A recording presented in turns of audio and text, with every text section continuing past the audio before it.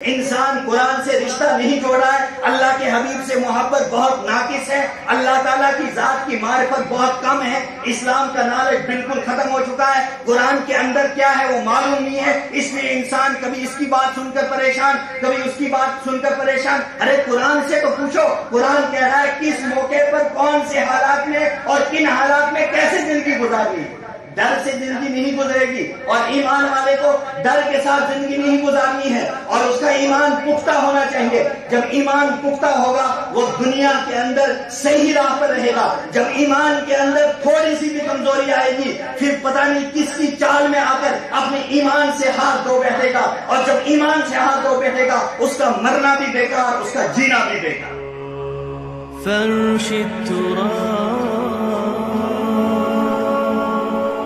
يضمني وهو غطاء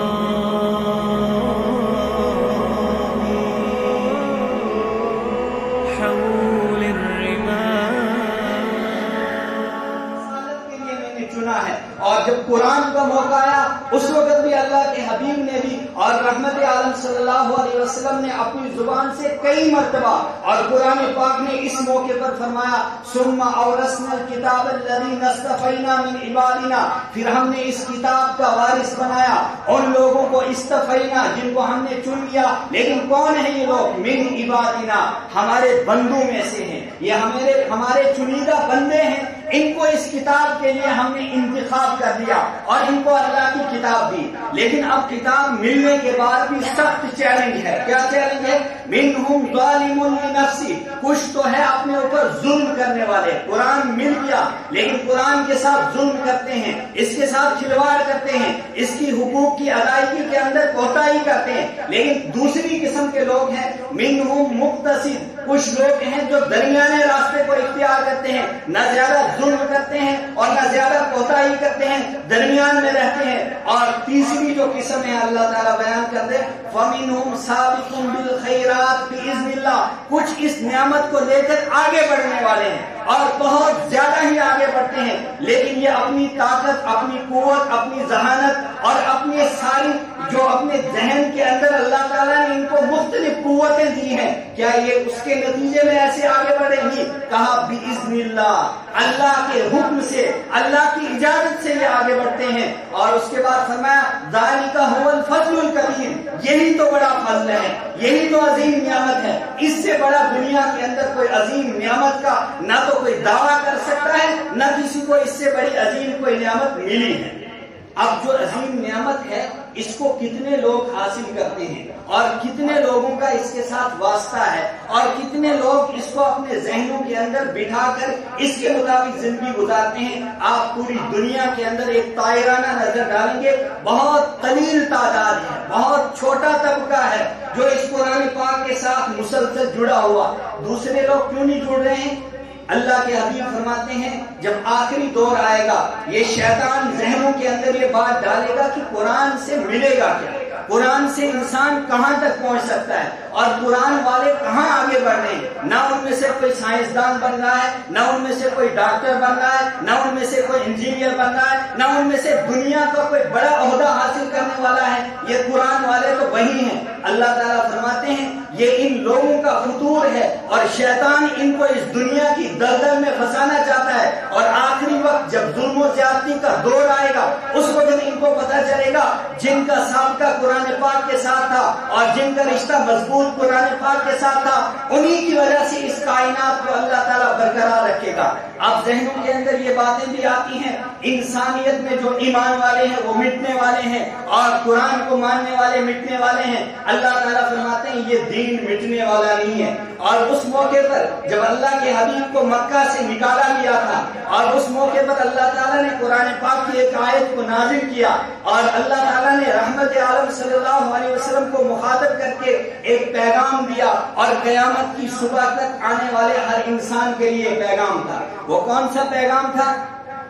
ان الذی فرض علیک القرآن لرادک الی معاد، بے شک وہ ذات جس نے آپ پر قرآن پاک کو نازل کیا ہے، لَرَادُّكَ إِلَىٰ مَعَادٍ، وہ آپ کو واپس مکہ کی طرف دوبارہ لائے گا، اور ایسے ہی نہیں لائے گا، بادشاہ بنا کر لائے گا، اور بادشاہت کی کرسی پر آپ ہوں گے جس طرح مکہ والے آپ کو اس وقت نکال رہے ہیں۔ اور سارے مفسرین کا اس بات پر اتفاق ہے، یہ آیت اس موقع پر نازل ہوئی جب رحمت عالم صلی اللہ علیہ وسلم کے بارے میں مشرکین مکہ نے ایک بڑی پلاننگ کی تھی، اور وہ کیا پلاننگ تھی؟ قرآن پاک نے اس کو بیان کیا، وَإِذْ يَمْكُرُ بِكَ الَّذِينَ كَفَرُوا، اور جس وقت آپ کے ساتھ مشرکین مکہ ایک مکاری کر رہے تھے، ایک تدبیر چل رہے تھے، اور کیا کہنا چاہتے تھے؟ لِيُثْبِتُوكَ أَوْ يُخْرِجُوكَ أَوْ يَقْتُلُوكَ وَيَمْكُرُونَ وَيَمْكُرُ اللَّهُ وَاللَّهُ خَيْرُ الْمَاكِرِينَ۔ وہ کیا کرنا چاہتے تھے؟ آپ کو قید کرنا چاہتے تھے، آپ کو ملک بدر کرنا چاہتے تھے، آپ کو قتل کرنا چاہتے تھے۔ وَيَمْكُرُونَ وَيَمْكُرُ اللَّهُ، اللہ بھی ایک تدبیر کر رہا تھا، مشرکین مکہ سب جڑ کر ایک تدبیر کر رہے تھے، لیکن اللہ تعالیٰ فرماتے وَاللَّهُ خَيْرُ الْمَاكِرِينَ، سب سے بہترین تدبیر کرنے والا تو وہ ہے۔ یہ اس وقت کی آیت نازل ہو رہی ہے جس وقت اللہ کے حبیب کے ساتھ ایسے حالات ہیں اور صحابہ کے ساتھ ایسے حالات ہیں۔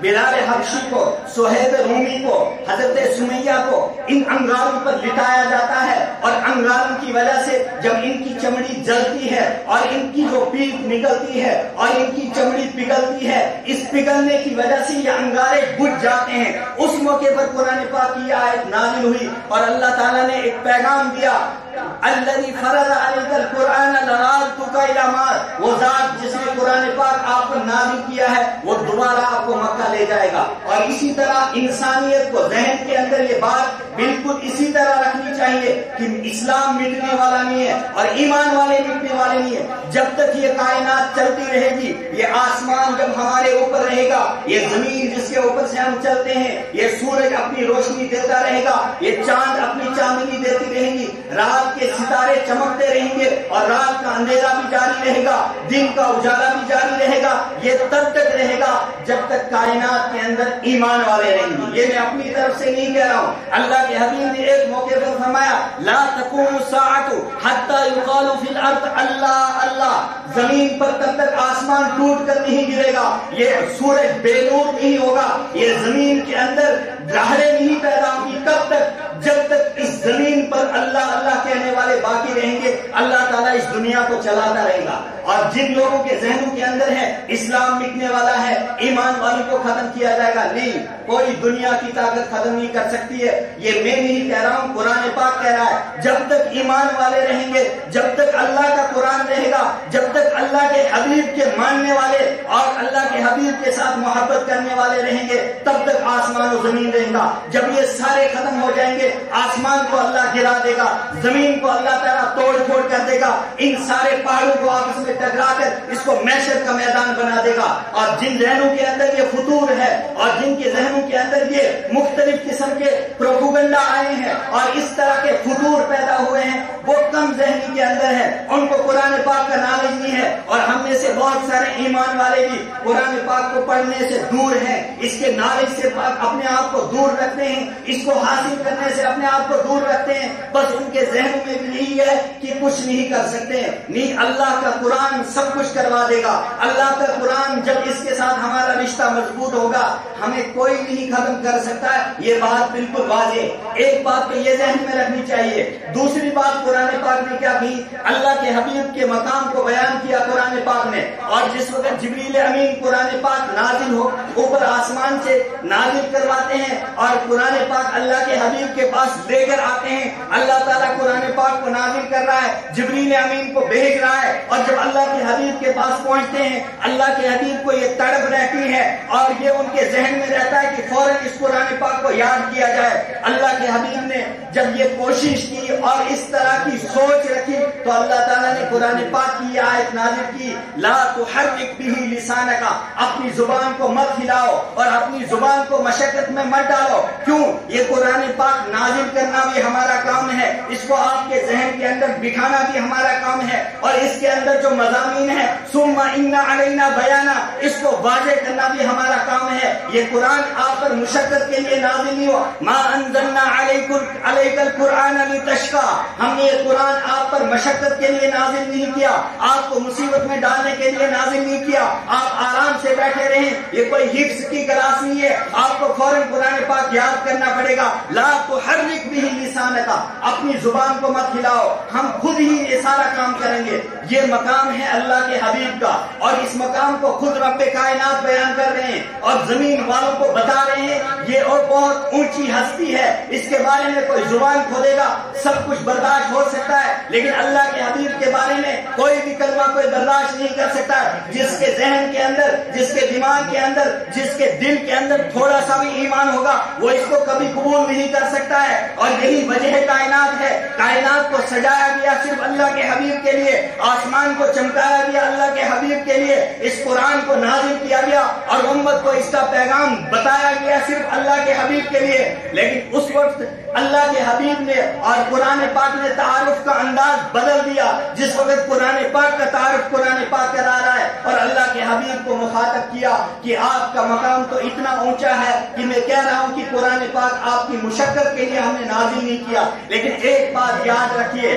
کیا بات یاد رکھیے؟ یہ قرآن پاک جو آپ پر ہم نازل کر رہے ہیں اس کی امید آپ بھی نہیں رکھتے تھے، یعنی وما كنت ترجو ان يلقى اليك الكتاب، آپ کے ذہن میں یہ تصور بھی نہیں تھا کہ ایسی کتاب اللہ تعالیٰ آپ کو دے گا۔ یعنی اللہ کے حبیب کو مخاطب کر کے قرآن پاک یہ پیغام دے رہا ہے کہ اللہ کے حبیب سے کہا جا رہا ہے وما كنت ترجو، آپ کو بھی امید نہیں تھی، آپ کو بھی یہ سوچ نہیں تھی آپ کی، اور آپ کے ذہن میں بھی یہ تصور نہیں تھا اذ يلقى اليك الكتاب کہ آپ کے پاس ایسی کتاب آنے والی جس کتاب کے بارے میں قرآن پاک کا یہ انداز ہے۔ وہ کتاب حاصل کرنے سے ہم کتنا دور ہیں اور کتنا ہم اس سے کوسوں دور بھاگتے ہیں۔ وجہ کیا ہے؟ بس ذہنوں میں شیطان، چونکہ دنیا کے اندر سب سے بڑا فساد مچانے والا شیطان ہے، ذہنوں کے اندر یہ ڈال دیا ہے شیطان نے کہ اس سے کچھ نہیں ہوتا ہے۔ حافظ قرآن نے کیا کیا، عالم دین نے کیا کیا، اور قرآن پاک کا ترجمہ پڑھنے والا کیا کر رہا ہے، اس کی تفسیر جاننے والا کیا کر رہا ہے، لیکن آنکھیں اس وقت کھلیں گی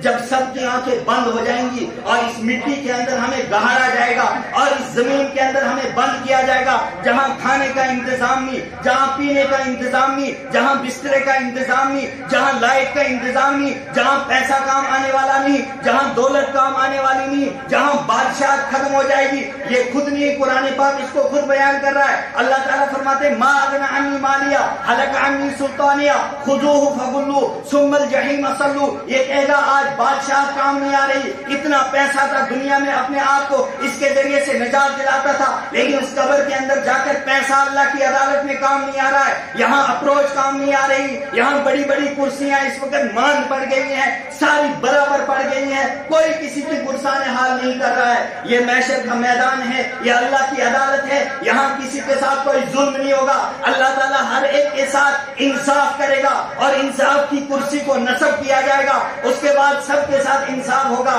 جس نے اچھا کیا ہوگا اس کو اس کا نتیجہ دیا جائے گا، جس نے دنیا کے اندر برا کیا ہوگا اس کو آگ کی سلاخوں کے اندر ڈونسا جائے گا۔ یہ تو اللہ کی عدالت ہے، وہاں یہ کام آنے والا نہیں، وہاں پھر کام کیا آئے گا؟ یہی اللہ کا قرآن کام آئے گا، یہی اللہ کی کتاب کام آئے گی، یہی ہمیں ہر دور کے اندر راستہ بتانے والے کی۔ لیکن ہمیں ذہن کے اندر پتہ نہیں کیا آ گیا ہے، ہمارے ذہنوں کے اندر شیطان نے پتہ نہیں کیا ڈال دیا ہے۔ اللہ تعالیٰ قرآن پاک میں کہہ رہے لو انزلنا هذا القرآن على جبل، اگر اس قرآن کو میں کسی بڑے پہاڑ پر نازل کرتا، اور ہمالیہ پہاڑ جو جس کو کوئی ہلا نہیں سکتا، اگر اس کو ایسے پہاڑ پر نازل کیا جاتا لرأیتہ خاشعا متصدعا من خشیۃ اللہ، اے پڑھنے والے، اے قرآن کو دیکھنے والے، اے آنکھیں کھل کر ساری کائنات کو دیکھنے والے، تو ضرور اس بات کو دیکھتا یہ پہاڑ ریزہ ریزہ ہو جاتا، اس کی ریت بن جاتی، لیکن تجھے ایسا ہی قرآن دیا جس کے اندر اثر اتنا تھا یہ پہاڑی کو ریزہ کرنے والا تھا، تیرے دل پر قرآن پاک کو ڈالا گیا اور تیرے لیے اس کو آسان کر دیا گیا۔ وَلَقَدْ يَسَّرْنَا الْقُرْآنَ لِلذِّكْرِ، اس کو حاصل کرنے کے لیے، اس کو حفظ کرنے کے لیے ہم نے بہت آسان کیا تھا، لیکن تیرے ذہن کے اندر شیطان نے فطور ڈال دیا، تجھے یہاں سے نیست و نابود کیا جائے گا، ایمان والوں کو ختم کیا جائے گا، قرآن والے کچھ نہیں کر سکتے۔ اللہ پر یقین ہونا چاہیے۔ اس سے پہلے نوح علیہ السلام نے 950 سال محنت کی، اور ایک موقع آیا ساری دنیا نے ان کے ساتھ بہت مشقت کا اور بہت سختی کا معاملہ کیا۔ اللہ تعالیٰ نے کہا قرآن پاک نے، موسیٰ نے، اور اسی طرح نوح علیہ السلام نے کہا انی توکلت علی اللہ، مجھے اللہ پر بھروسہ ہے جس کی کائنات ہے، جس کا آسمان ہے، جس کی زمین ہے۔ انی توکلت علی اللہ، مجھے اللہ پر بھروسہ ہے۔ ومن یتوکل علی اللہ فہو حسبہ، جو اللہ پر یقین رکھتا ہو، جس کو اللہ کی ذات پر یقین ہو اور ایمان ہو، فہو حسبہ، وہ اس کے لیے کافی ہے۔ کفی باللہ شہیداً، گواہی کے اعتبار سے بھی اللہ کافی ہے۔ کفی باللہ نصیرا، مدد کے اعتبار سے بھی اللہ کافی ہے۔ ساری کائنات میں کوئی کسی کو مٹا نہیں سکتا ہے جب تک نہ اللہ کی منشا ہوگی، اللہ کی چاہت نہ ہوگی۔ پھر دنیا کے اندر یہ فساد اور یہ قتل و غارت گری کیوں ہو رہی ہے؟ یہ صرف ہمارے اعمال نامے کا نتیجہ نکلا ہے۔ یہ دنیا کے اندر فساد کی جو ہوائیں چلی ہوئی ہیں اور انسان ڈر کے ماحول کے اندر اس وقت زندگی گزارا ہے، اس کا نتیجہ کیا ہے؟ اس کی وجہ کیا ہے؟ ریزن کیا ہے؟ اللہ تعالیٰ فرماتے ہیں ظہر الفساد فی البر والبحر بما کسبت ایدی الناس، یہ تمہارے اعمال کا نتیجہ نکلا ہے۔ اللہ تعالیٰ تمہیں جھٹکے دے رہا ہے، حالات سے گزار رہا ہے، تمہارے ایمان کو نچوڑ رہا ہے اور اس کو واضح کرنا چاہتا ہے کھرا کون ہے، کھوٹا کون ہے، سچا کون ہے، جھوٹا کون ہے۔ ان دونوں کے درمیان فرق کر رہا ہے قرآن پاک۔ اللہ تعالیٰ فرماتے ان حالات سے، کیا تمہیں ان سے زیادہ حالات آئے تھے؟ صحابہ کرام کو دنیا کے اندر کن کن حالات سے اللہ تعالیٰ نے گزارا۔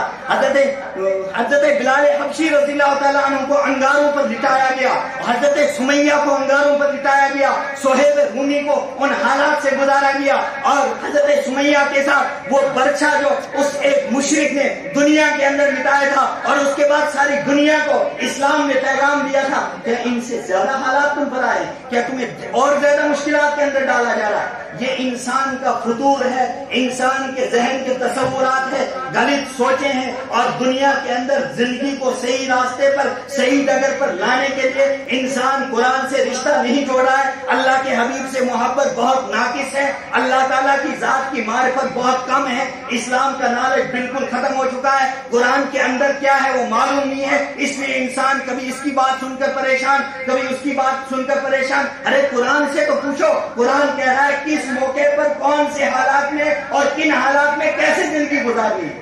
ڈر سے زندگی نہیں گزرے گی، اور ایمان والے کو ڈر کے ساتھ زندگی نہیں گزارنی ہے، اور اس کا ایمان پختہ ہونا چاہیے۔ جب ایمان پختہ ہوگا وہ دنیا کے اندر صحیح راہ پر رہے گا۔ جب ایمان کے اندر تھوڑی سی بھی کمزوری آئے گی، پھر پتہ نہیں کس کی چال میں آ کر اپنے ایمان سے ہاتھ دھو بیٹھے گا، اور جب ایمان سے ہاتھ دھو بیٹھے گا اس کا مرنا بھی بیکار، اس کا جینا بھی بیکار۔ کم سے کم انسان مرے ایمان کے ساتھ مرے۔ اللہ کے حبیب نے بار بار صحابہ سے کہا تھا موت ایسی مانگنا کہ ایمان کے ساتھ جاؤ، اب زندگی ایسی مانگنا کہ اسلام پر رہو۔ ہم اسلام پر نہیں رہ رہے ہیں، اور موت بھی ہماری ان حالات میں آ رہی ہے جب ہمارے ایمان کے اندر درالیں پڑ رہی ہے، جب ہمارا ایمان ڈگمگا رہا ہے، ہمارے ایمان کے اندر کمزوری آ رہی ہے۔ جب آپ سچے رہو گے، امانت کے ساتھ رہو گے، پختہ دل کے ساتھ رہو گے، اور ایمان کی مضبوطی کے ساتھ رہو گے، دنیا کی کوئی ایمان والوں کو مٹا نہیں سکتی ہے، اسلام کو مٹا نہیں سکتی ہے، قرآن کے اندر زبر اور زہر کی فرق نہیں کر سکتی ہے۔ 1400 سال پہلے سے قرآن پاک کا چیلنج ہے، ذرا کوئی دنیا کی طاقت ایک زبر کو ہٹا کر دکھائے۔ ہزاروں اور کروڑوں کے سینوں کے اندر قرآن پاک ہے، آج تک یہ چیلنج ہے اور قیامت کی صبح تک رہے گا۔ ہمیں کیوں نہیں یقین ہو رہا ہے؟ ہمارے پاس مکہ میں کعبہ ہے، ہمارے پاس مسجد نبوی کے آس پاس روضہ اقدس ہے، ہمارے پاس اللہ کی کتاب ہے، ہم اس زمین پر زندگی گزارے ہیں جس زمین کے بنانے والا اللہ ہے، جس آسمان کے نیچے ہم زندگی گزارے اس آسمان کو بنانے والا خدا ہے، جس سورج کی روشنی میں ہم زندگی گزارے اس کو بنانے والا اللہ ہے، چاند کو بنانے والا اللہ ہے، سورج اور سارے ستاروں کو بنانے والا اللہ ہے، اور پھر بھی ہمارے ایمان کے اندر کوئی کمزوری ڈالے، کوئی کوتاہی ڈالے، کوئی اس کو ڈگمگا دے، پھر ہماری زندگی گزارنے کا فائدہ کیا؟ 4 دن زندگی گزارے لیکن ایمان کے ساتھ گزارے، 4 دن زندگی گزارے لیکن پختگی کے ساتھ زندگی گزارے، 4 دن ایمان سے زندگی گزارے گا، قرآن پر یقین رہے گا، اللہ کی باتوں پر یقین رہے گا تو کامیابی ہوگی، ورنہ موت بھی حرام ہو جائے گی، زندگی بھی حرام ہو جائے گی۔ اللہ تعالیٰ مجھے بھی آپ کو بھی عمل کی توفیق نصیب فرمائے. اللہ تعالیٰ استقامت کے ساتھ جب تک زندگی رکھے اللہ تعالیٰ ایمان پر قائم رکھے. آخری وقت میں اللہ تعالیٰ کلمے والی اور ایمان والی موت نصیب فرمائے. آخری وقت میں اللہ تعالیٰ ہم سب کو حسن خاتمہ کے ساتھ اس دنیا کی زندگی سے ہاتھ دھو ڈالائے. اللہ تعالیٰ آخری وقت میں کلمے کی توفیق نصیب فرمائے. وآخر دعوانا الحمدللہ.